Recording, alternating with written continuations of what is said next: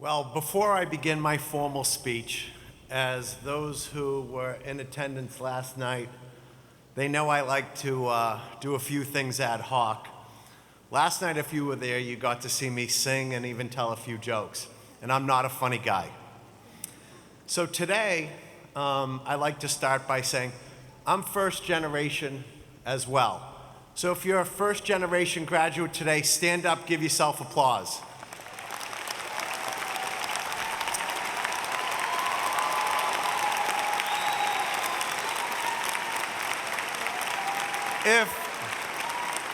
If your parents graduated college, stand up and give yourself an applause.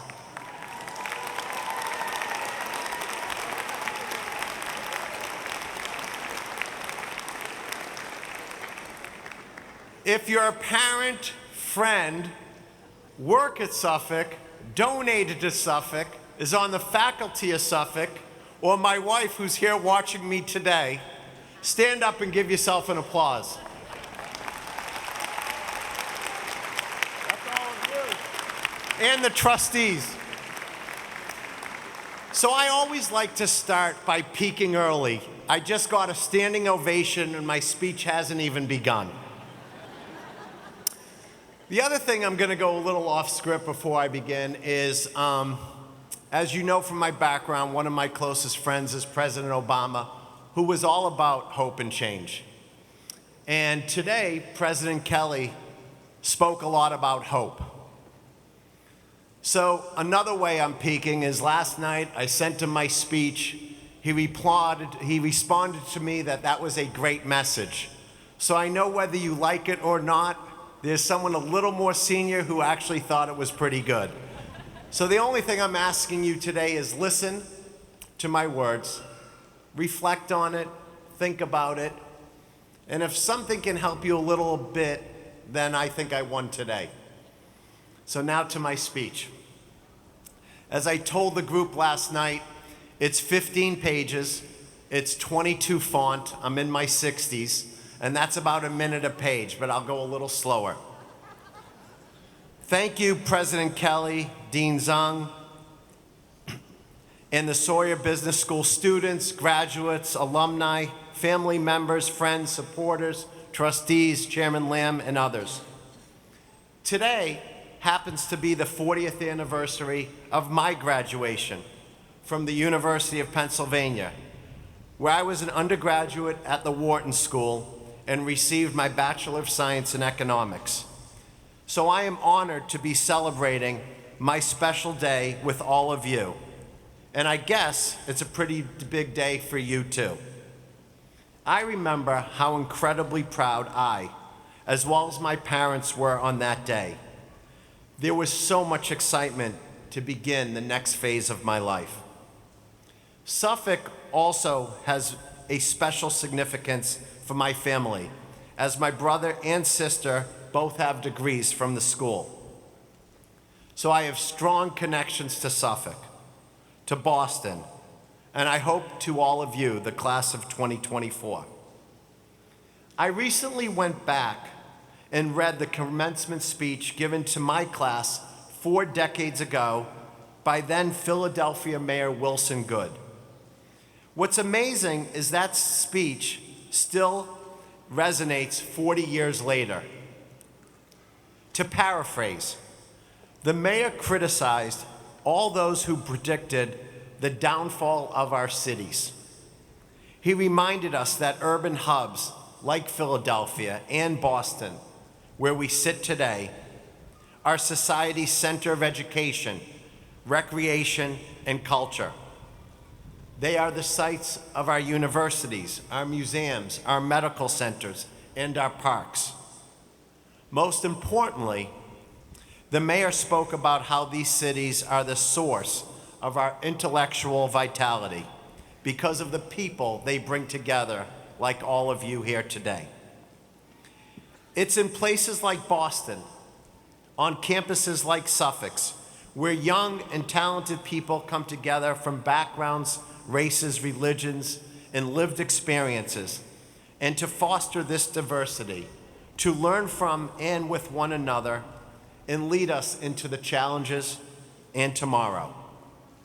It is clear to me that your experience at Suffolk, the Sawyer Business School, and in the city of Boston have prepared you to carry the baton successfully into whatever path you choose to run. Your dean, Dr. Zung, often speaks about the 4 P's of business education: profits, people, policy, and planet, and highlights that your school prioritizes the idea of business with purpose. Never has this concept been more important than in this current moment. And taking this principle into your careers will not only be helpful, but necessary to meet and overcome the challenges of our world. Be it in the classroom, in extracurriculars, or on and around campus, you've all developed such strong networks at Suffolk, the extent of which you won't completely understand for years. It is imperative to use the connections you've forged here and the lessons you've learned to take this idea of business with purpose and apply it to the careers you're all about to enter, whatever those may be. Today, I plan on sharing with you a little about my journey, my education, my Wall Street career, my work as a presidential advisor, and my views on some key topics, or as my friends like to say, Robert talking about Robert. In all seriousness, I hope that you find what I have to say to be entertaining, informative, and maybe a little inspirational. The last time I gave a graduation speech was in 1980 at Marblehead High School, just 25 miles from here. I haven't looked at it in decades, but recently found it in the box in my closet and reread it. I called my speech that day the Pyramid of Life. At the base of my pyramid was family, because that has always been my foundation. The core of the pyramid was education and interests, as I've always viewed being smart and finding things that I am passionate about as the keys to happiness and success. The top of the pyramid was one's goals at that time. For 18-year-old me, being a student athlete was the peak of my pyramid. You should know that I didn't have the family connections or the dollars to support these goals, so this was not at all assured. I had to do it on my own, and having a visual, even something as simple as a pyramid with a goal at the top, really helped. I didn't realize it at the time, but since that day, much of my professional journey has been building upon existing pyramids and starting new ones. I ended that speech by quoting President Teddy Roosevelt, who famously said, "Keep your eyes on the stars and your feet on the ground." Looking back today at 62 years old, those words have guided me in both ambitious and, yes, in foolish ways. So now back to me. When I was at a UPenn undergrad, I was a pre-med and planned to go to medical school. I was going to be the first doctor in the Wolf family. But then my senior year in 1984, I visited a financial services firm called Salomon Brothers, then better known as Solly, that had a famous fishbowl bond trading floor in Lower Manhattan. A well-known book was written about those days called Liar's Poker, and it paints a picture better than I ever could. So there I was, a 22-year-old college football player on this massive trading floor filled with a bunch of young bond traders yelling and screaming. I remember thinking to myself, oh my God, this is a job? I'm in. And I never looked back. I called my mom to let her know. I said, "Hi, Mom. You know I spent the day on a trading floor. Slight change in plans. I'm not going to med school. I'm going to work on Wall Street." Needless to say, she wasn't terribly thrilled. The rest, at least professionally, is history. Back in the 80s, Wall Street, and especially Sawyer, tended to hire students who they deemed to be rocket scientist jocks. They viewed these graduates to be smart and ultra-competitive. I thought there was a chance I was at least one of the two. Applied and was hired. I spent the next 10 years learning from the best in the business. After a decade at Salomon Brothers, I decided to leave to join UBS, a Swiss bank with global operations. I started out as a bond trader, and perhaps naively, set the lofty goal, the top of my pyramid, to become the first American CEO of the Swiss firm. I was driven. I was confident. Some might say I was brash. But I had an insatiable appetite for following market movements and reading business news. It was an incredibly Darwinian environment, and as someone who didn't have the same connections as my colleagues, I always believed I had to be an information junkie to stay ahead in such an environment. For me, the greatest part of working in financial services was that I got a free education daily from having so many smart people around me. As I mentioned earlier, I made sure to use my networks from school and my new job to learn and to brainstorm, and most importantly, ask for help when I needed it. One great example of this was in the early 2000s, when I was asked also to chair the UBS first diversity committee. Yes, a football player chairs the first diversity committee. I think everyone took a step back in line, and I was there alone raising my hand. At the time, diversity was not as topical at the big banks. And honestly, I wasn't even sure why they selected me. However, this turned out to be one of the most fruitful experiences of my career. It completely changed the way in which I viewed my responsibilities as a leader and translated to other areas of my life as a husband, father, and role model in ways I have never imagined. In many ways, this was my first real foray into the idea of Suffolk's business with a purpose. Looking back, I am envious that you all have this head start and proud to see how issues like diversity, ESG impact, and community affairs are being prioritized to the leaders of the next generation at a much earlier age.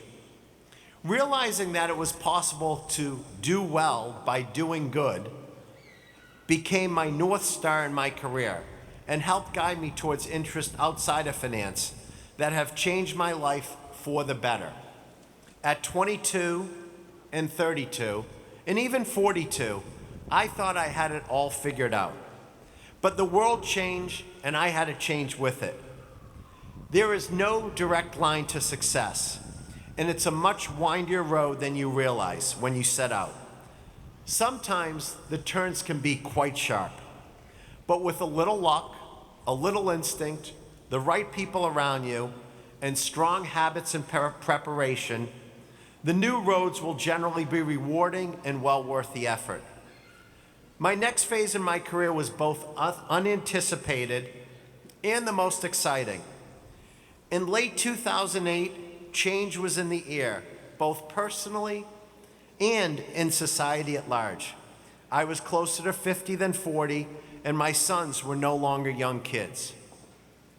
Professionally, I just helped navigate UBS through the financial crisis, and the role didn't have the same luster it once did. I looked around and realized that I had spent 25 years working towards reaching my goals in the world of finance, at times at the expense of other passions, and it was time to begin building a new period in my life. A few years earlier, I had met a relatively unknown junior senator from Illinois who told me he was thinking of running for president. At the time, most people thought he had no chance, but I believed in him from the start. We had kids around the same age and bonded over a love of family, sports, and education, and the need for change, or as he called it, hope and change. Following his inauguration in 2008, I was asked to advise President Obama on economic policy for the next 4 years, And then during his 2012 re-election campaign, I took on even a greater role of being his key surrogate. This became a defining experience in my life, and it was increasingly difficult to balance with my career. Aside from the time I had to devote to both roles, being at the intersection of Washington and Wall Street was a bit tricky at this time, and supporting President Obama wasn't always necessarily popular in the finance industry. I decided to leave UBS in 2012 at the peak of my career to focus on his re-election.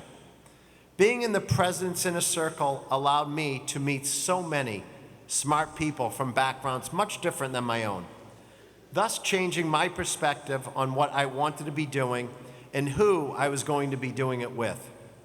I wasn't quite sure what my next steps was, but I knew I wanted to go out on my own. I created a firm called 32 Advisors, as you heard earlier, named after my football jersey. Over the last decade, this has given me the opportunity to explore new avenues through building and advising companies and the freedom to focus more of my attention on politics and civic engagement. So given my 40 years of experience in business and politics, as well as raising now 2 adult boys who are not much older than most of you, let me share a few pieces of advice. First, don't get tunnel vision. You all live in an era where new technology and business opportunities pop up every day. There has never been more access to knowledge or potential to quickly pivot than there is right now. To build on this point, remain informed. For all the pitfalls of social media and the internet, there has never been less of an excuse to be well informed. Every day since I was 22 years old, the first thing I've done after I wake up at 5:30 a.m. is read the news to ensure that I am up to date on current events, that I can confidentially speak about things that interest me and can advance my career, and that I continue to grow intellectually. Being able to converse on many topics in many settings is part of being smart. And being smart is pretty cool. Second, remain humble. I have had plenty of successes and failures in my career, and you learn a hell of a lot more from the latter than the former. I began my career as a novice trader, trying to make a name for himself on Wall Street. And through hard work and a bit of luck, I was able to work my way up to the ladder to run the company. Today, I operate my own startup where it is my responsibility to fix the Wi-Fi, my responsibility to clean the office, my responsibility to empty the trash. I've certainly waffled that line of confidence and arrogance, but I've never forgotten the importance of answering people promptly, treating colleagues and clients with respect, and understanding that nothing is given and the magic is in preparation.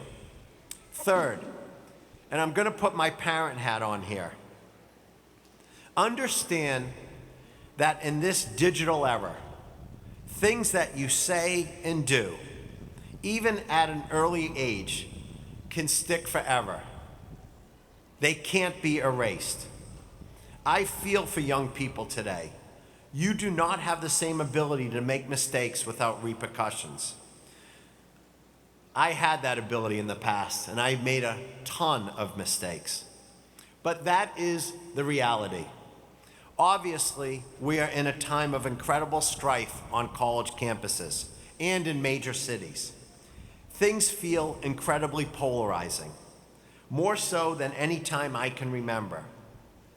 And the fact that any action can be immediately broadcasted to millions via social media proliferates the feeling of hostility in a way that I do not think any of us can quite comprehend. I experience this every day too. I often go on cable TV to discuss politics, even going on Fox News as the only Democrat commentator. These segments get more contentious and conversations increasingly turn to arguments.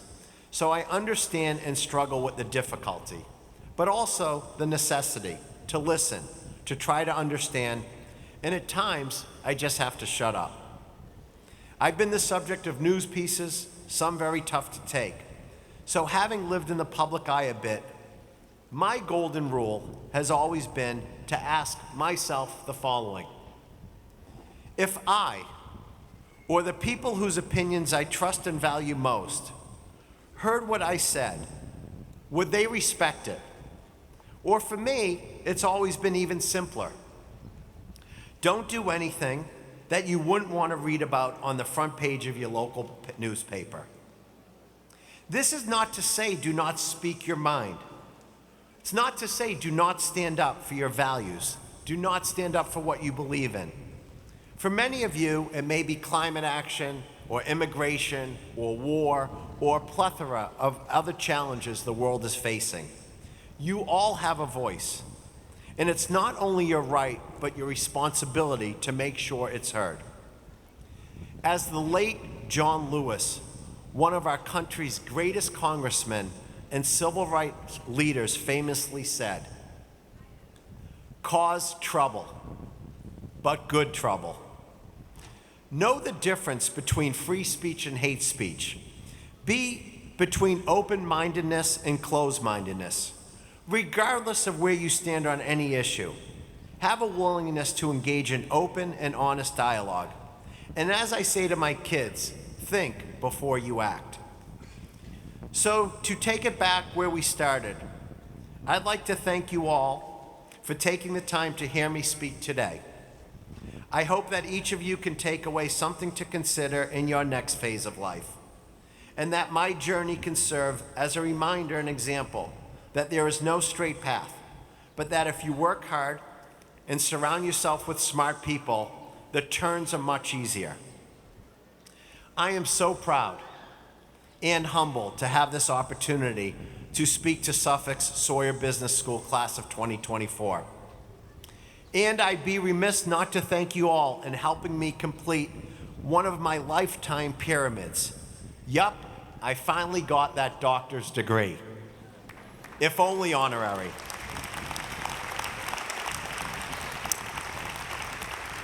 So I ask all of you, build your own pyramid, nurture and grow your networks, apply purpose to your careers, and set meaningful goals.